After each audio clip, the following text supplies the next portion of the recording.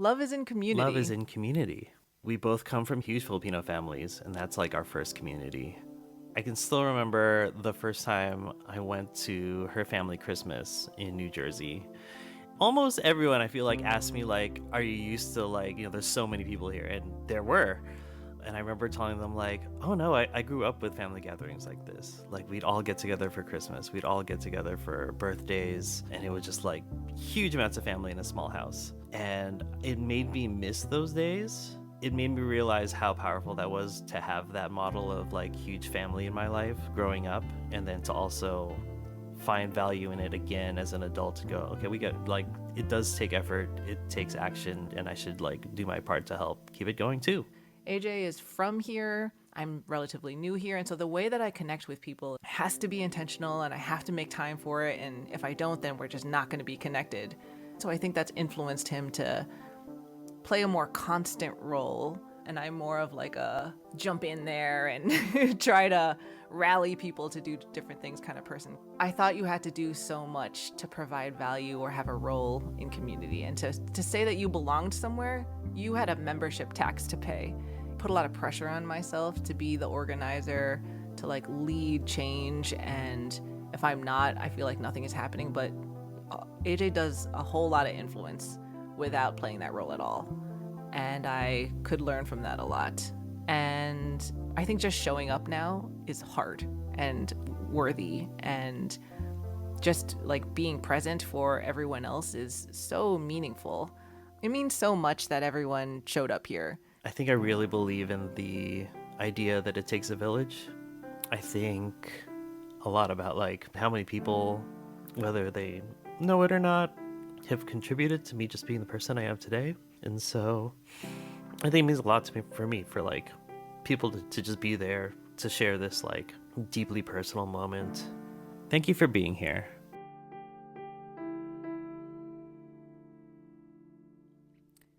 Thank you all for being our community and for surrounding us in your love on our wedding day. Now, here are the ways you reflected on finding love in your communities. I married Gigi, and Gigi is the cousin of Christine. So I'm kind of the in-law or the outlaw, however you want to put it. But I've always been part of his family since my son is 25. For 25 years, I've been the cousin / uncle that kind of didn't fit because I'm like not one of them, but I'm kind of one of them. We get together, we eat together, we drink, and we celebrate, and we've come together during a funeral, we come together during Christmas, we come together during graduation celebrations. It makes you feel like you belong. It doesn't have to be blood related or culture. I mean, we're all from different cultures, but somehow we get together, it's one family. Coming out of a long-term relationship, I started reaching out to friends and just like people around me and the people that I would feel embarrassed to be like, I don't know, like today was a bad day and I'm annoyed about something, can I talk to you about it, right? And like I texted one of my friends and he was like, call me, and we talked on the phone and like I would with a girlfriend, right? And sharing that with for some reason feels intimate, right? And so with like, and there's the whole guy thing of masculinity and all that, whatever. When we're sad or having troubles, we don't want to burden our friends. And from the other perspective is like do me the privilege of like being able to carry your burden, right? Like, why would you deny me that? I'm your friend, I want to help. And so I'm trying to practice that more. I'm a pediatric nurse, and I feel like every time I took care of a patient or a family, I felt like I gave little pieces of myself, which is what love is, right? I gave little pieces of myself and I took little pieces of them to fill up those holes that I gave away. And I just imagine this like my heart being like filled of like multiple different colors from different people. And it's no longer mine anymore. Some of you found community through performance. I love that. And some through performing with your loved ones. When I was in college, I joined like this musical theater group, and it was just such a magical experience because I felt like I could be completely myself, And whether it's my dorky and silly self or my messy self or my courageous self, like my friends in that group were always there to back me up, to support me in my growth, celebrate me and everything like that. And I had never felt so accepted and seen and validated in my experience.